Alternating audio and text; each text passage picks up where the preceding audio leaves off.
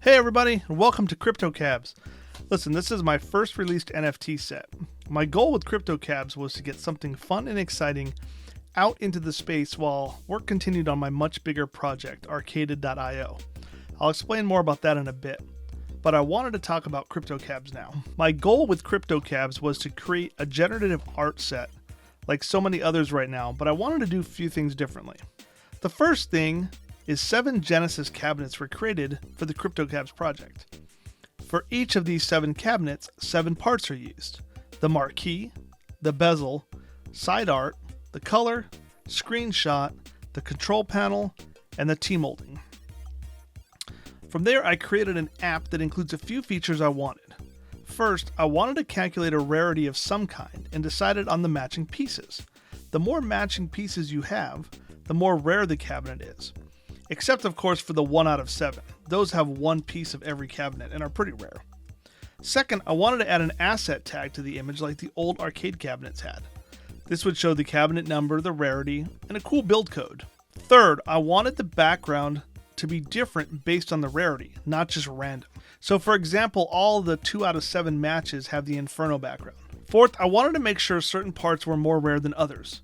For example, the headshot parts are more rare than the versus parts. And lastly, I had to make sure all 7 Genesis Cabz were created in the process. With 7 different parts and 7 different types, the possible combinations is way more than 10,000. So in my app, I had to randomly pick 7 numbers between 1 and 10,000, and those would be the Genesis Cabz. CryptoCabz was born, and hopefully you like them and see some effort was put into making them just a little bit different than the others out there. I have a passion for arcades from the 80s and 90s. I spent a lot of my youth hanging out in arcades, and I've always been in awe of the cabinets themselves.